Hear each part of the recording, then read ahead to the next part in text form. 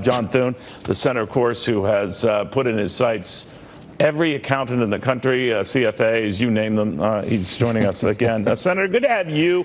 We're just talking to a fellow here who says, you know, it's not really that much simpler. People are still going to need my services. I suspect he's right. What do you think? I think there's going to be plenty of demand for accountants and lawyers, but we will have simplified it in some ways. I mean, doubling the standard deduction means that you're going to have a lot fewer itemizers. You know, about a third of the people in the country itemize today, fewer than that in my state. But we think after this is said and done, there'll be under 10%. Maybe as few as 5% who have to itemize to get some of the benefits that we've got included in here. So it will be simplified, Neil, but there'll still be plenty of need for accountants out there. Yeah, I think some people feel nervous without them, so maybe that's this. But Senator, that's right. There is talk that there might be a hike in the corporate rate beyond the 20%, 22%. The president seemed open to it, maybe because it will pay for other things. Can you update us?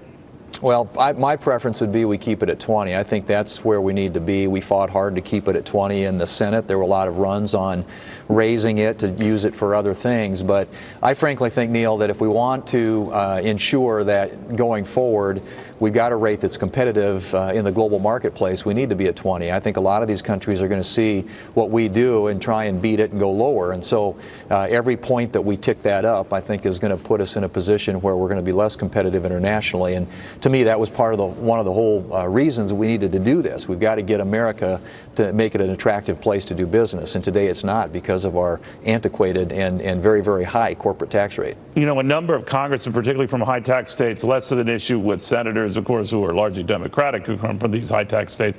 But they've argued pretty much to a man or woman, Peter King among them in Long Island, New York, I can't vote for this. You know, the way we can't write off state and local taxes for my constituents, it's a deal breaker. What do you think? Well, we moved toward the House on that.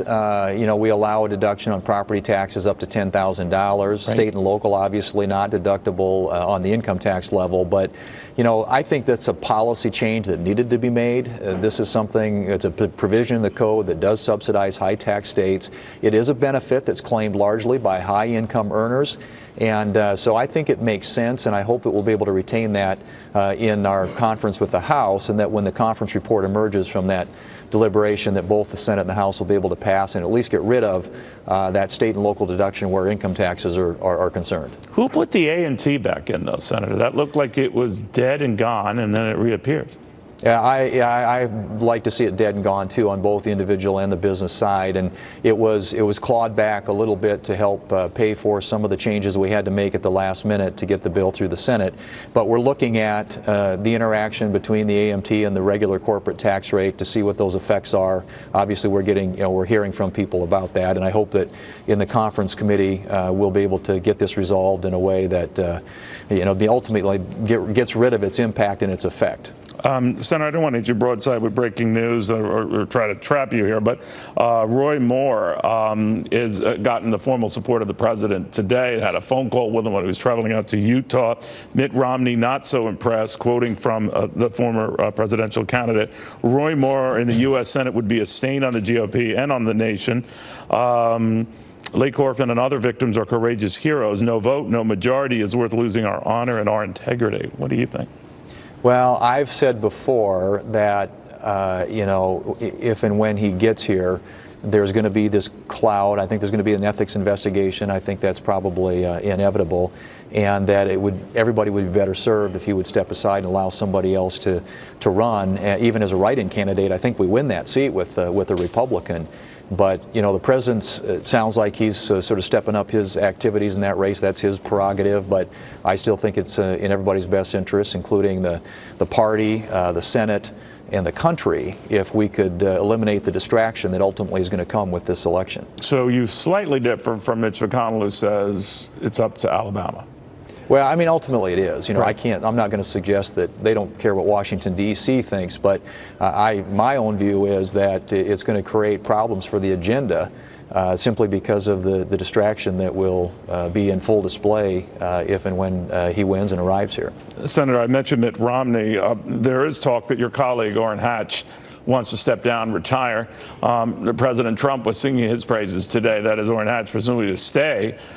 Mitt Romney has been mentioned as a possible replacement or someone who could run for that seat, probably win it. How would you feel about that?